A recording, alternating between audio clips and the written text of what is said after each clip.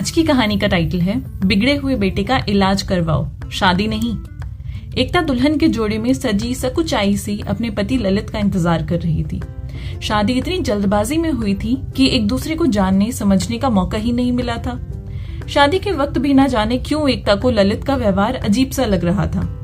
फेरों के वक्त उसके पैर भी डगमगा रहे थे। पूछने पर ललित की माँ कंचन जी ने कहा, बहुत थक गया है मेरा बेटा, अब सर पर बाप का हाथ तो है नहीं, इसलिए सारा इंतजाम इसी के कंधों पर था। 3 दिन से सोया भी नहीं है बेचारा। एकता एक निम्न मध्य वर्गीय परिवार की बेटी थी। जब अपने से ऊंचे घराने का रिश्ता खुद चलकर आया, वो भी बिना दहेज की मांग के, तो एक गरीब पिता के सर का बोझ ही हल्का हो गया था। ऊपर से लड़के की माँ के मीठे बोल एकता के परिवार वालों को इतने भाए कि अपनी बेटी की किस्मत पर उन्हें नाज होने लगा। उनका बस एक ही कहना था कि उन्हें शादी जल्दी करनी है, क्योंकि एकता को वो अपने घर की बहू बनाने के लिए बेकरार हैं। कंचन जी के इस विनम्र निवेदन को एकता का परिवार अपनी खुशकिस्मती मान रहा था।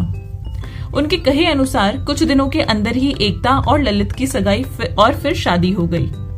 एकता की सास ने बहू के आते ही जल्दी जल्दी सारे नेक चार करवा दिए। सब मेहमान भी जा चुके थे।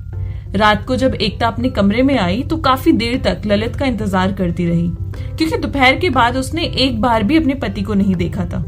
काफी देर बाद ललित आया और बिना कुछ बोले करे ही बिस्तर पर लुढ़क गया, जैसे बहुत नशे में था। एकता उसे इस हालत में देखकर बहुत डर गई थी। उसके मुंह से शराब की बदबू आ रही थी। एकता घबराते हुए कमरे से बाहर निकलकर अपनी सास के कमरे का दरवाजा खटखटाने लगी। कंचन जी इस समय बहू को ऐसे देखकर बोली, क्या हुआ बहू, कुछ चाहिए क्या? जी वो माँ जी, ललित जी बहुत नशे में हैं, आते ही बिस्तर पर गिर गए हैं, आप चलकर देखिए ना। एकता घबराते हुए एक सांस में बोल पड़ी।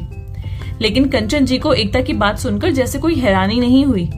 अरे नहीं नहीं, वो तो उसके दोस्तों ने बहुत पिला दी होगी, शादी ब्याह में तो ये सब होता ही है, कोई बात नहीं। और तुम यूं जोर जोर से बोलकर बखेड़ा मत खड़ा करो।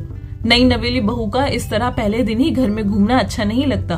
जाओ अपने कमरे में जाओ। सास की बात सुनकर एकता सन्न रह गई, लेकिन इस वक्त और कुछ ना बोलते हुए वो चुपचाप कमरे में जाकर सोफे पर बैठ गई। लेकिन नींद उसकी आंखों से कोसों दूर थी। मन का झंझावात शांत ही नहीं हो रहा था। सुबह एकता नहा धोकर तैयार हो गई, लेकिन ललित अभी तक बेसुध पड़ा था। एकता उसके लिए चाय लेकर गई और उसे उठाने की कोशिश करने लगी, लेकिन ललित ने उसका हाथ झिड़कते हुए उसे धक्का दे दिया। 2-3 दिन हो गए थे, लेकिन ललित का व्यवहार एकता की समझ में ही नहीं आ रहा था। सारा दिन घर पर पड़ा रहता था, ना कोई काम करता था, ना ही ढंग से बात ही करता था।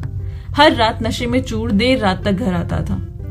एकता कंचन जी से कुछ कहती तो कंचन जी कह देती, अरे अभी वो थका हुआ है, उसे आराम करने दे। एकता असमंजस में थी, भला ये कैसी थकान है? शादी तो उसकी भी हुई है, लेकिन वो तो सुचारू रूप से सारे काम कर रही है। हफ्ता होने को आया तो एकता एक दिन बोली, आप काम पर नहीं जाएंगे क्या? कई दिन हो गए, क्या कारोबार में कोई नुकसान तो नहीं होता? एकता की बात पर ललित चिल्ला उठा, क्यों? तुम्हें कोई दिक्कत है कि मैं घर में हूँ? मेरे बाप का कमाया हुआ बहुत पैसा है, फिर मैं क्यों काम करूं? मेरे बाप का कमाया हुआ बहुत पैसा है, फिर मैं क्यों काम करूं? बेटा बहू की बहस सुनकर कंचन जी बीच में बोल उठी, बहू तुम्हें कोई खाने पहनने की कमी है क्या, जो मेरे बेटे के पीछे पड़ी रहती हो? उसे काम करना होगा तो खुद कर लेगा, और यदि नहीं भी करेगा तो कोई फर्क नहीं पड़ता है। ये सब देख सुनकर एकता बहुत परेशान थी। एक रात तो वो घर ही नहीं आया था, तो एकता के सब्र का बांध टूट गया। माँ जी ये सब क्या है? ना तो आपका बेटा कोई काम करता है, ना ही रात रात पर घर आता है, जब देखो तब नशे में धुत रहता है।